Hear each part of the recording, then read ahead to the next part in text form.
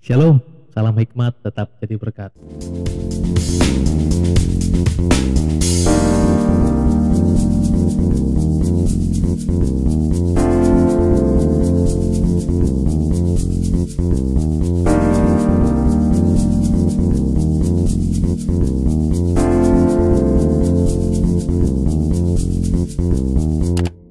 Teman-teman, hari ini kita akan membahas mengenai satu video yang unik beberapa minggu yang lalu, bahwa kita tahu ada kasus mungkin perselingkuhan ya antara anggota DPRD pada saat itu dengan seorang wanita yang lain. Karena kasus ini sudah dibawa ke ranah hukum dan sudah diselesaikan secara damai, maka saya tidak sebutkan siapa oknumnya, tapi teman-teman pasti udah tahu semua. Nah, seseorang ini menjadi viral oleh karena dia sendiri menghadang mobil suaminya yang sedang tertangkap basah bersama dengan selingkuhannya. Tentu ini menjadi geger oleh semua orang pada saat itu, khususnya dalam dunia kekristenan, juga menjadi mungkin ada dikatakan sangat malu juga, oleh karena di dalam kasus ini ya tidak ada yang suka diselingkuhi. Nah, oleh karena itu teman-teman, cerita ini mengingatkan kita seperti di dunia nyata atau relate banget dengan sebuah film yang dulu juga sempat viral, yaitu film Korea, yaitu The World of Merit. Film ini juga hampir berkisahkan hal yang sama, seorang yang memiliki satu keluarga yang baik-baik saja, tidak ada masalah, sudah punya anak, dan kemudian ada satu wanita yang mengganggu keluarga ini ataupun si pria yang berselingkuh. Menonton film ini banyak orang juga yang sangat jengkel gitu ya, sangat jengkel karena bikin penasaran dan juga sangat gemes banget nih film, karena si keluarga ini sangat luar biasa sekali lah, menggemaskan. Bahkan mungkin seorang pelakor juga nonton film itu jengkel juga gitu ya, padahal dia juga pelakor. Film ini hampir-hampir mirip dan terjadi dalam kehidupan nyata, artinya bukan film. Seorang wanita itu melihat atau menyaksikan sendiri suaminya yang juga melakukan itu. Nah, dalam film The World of Merit ini berending juga ya nggak enak, karena sebuah perselingkuhan pasti endingnya pasti tidak enak. Akan ada yang terluka dan akan ada yang tersakiti.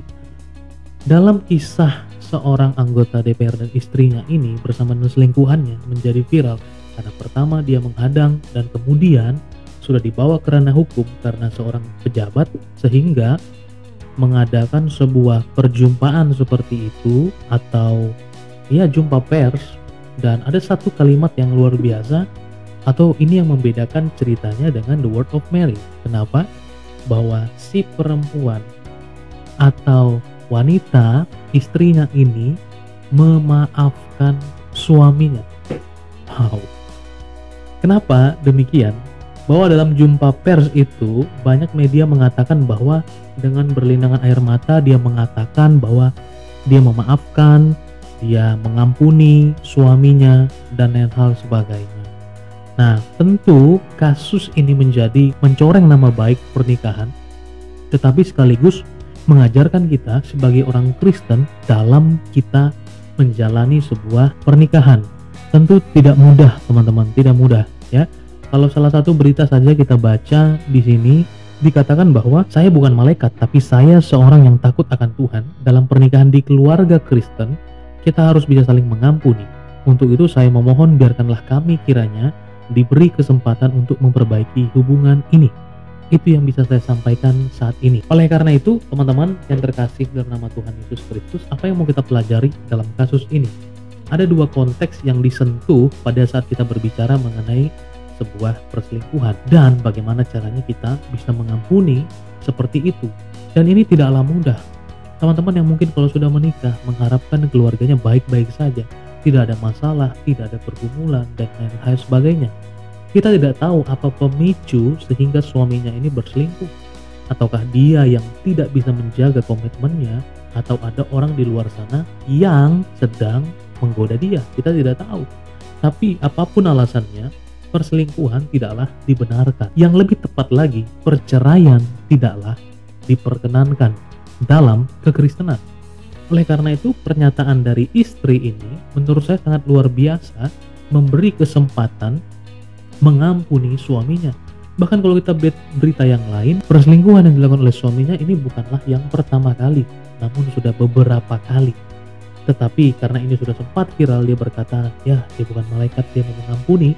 Karena dalam kekristenan tidak boleh ada kata perceraian. Dalam konteks pernikahan, haruslah kita jalin dengan baik, sesuai dengan komitmen kita, bukan kepada manusia, tetapi kepada Allah. Nah, firman Tuhan berkata, apa yang dipersatukan oleh Allah tidak boleh diceraikan oleh manusia. Oleh karena itu, masing-masing pihak harus menjaga diri, saling mengasihi, memupuk komunikasi dan interaksi dengan baik. Maka dalam kekeluargaan kita harus kita jalin dengan baik. Itu yang pertama. Kemudian dalam konteks mengampuni, diselingkuhi itu bukan hal yang enak. Tetapi sekali lagi, dalam konteks kekristenan kita harus mengampuni. Tuhan Yesus pernah berkata kepada murid-muridnya, ketika murid-muridnya bertanya, Tuhan, berapa kali aku harus mengampuni? Ada murid yang berkata 7 kali kah? Ada tawar-menawar di sana, atau ada pembatasan angka yang diberi oleh para murid? Tetapi Tuhan Yesus dalam hikmatnya yang begitu luar biasa, dia tahu bahwa apa yang dipikirkan para murid untuk semata-mata akan melakukan pembalasan jika kesabarannya sudah habis. Tetapi Tuhan Yesus berkata bukan 7 kali, melainkan 70 kali 7 kali.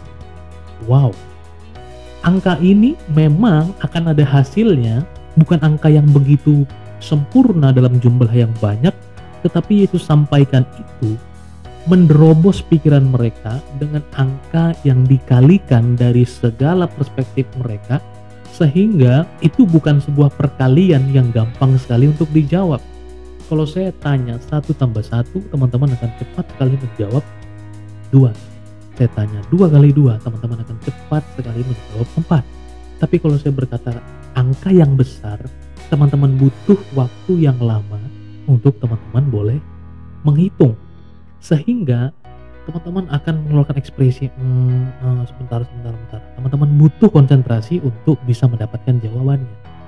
Dalam konteks ini Tuhan Yesus mengatakan mengenai pengampunan 70 kali 7 kali bukan untuk satu hal yang perlu diingat-ingat kesalahan orang. Kita tidak perlu mengingat apa yang tidak baik, bagaikan sampah yang diendapkan, tidak akan jadi apa-apa, bahkan menjadi penyakit bagi kita.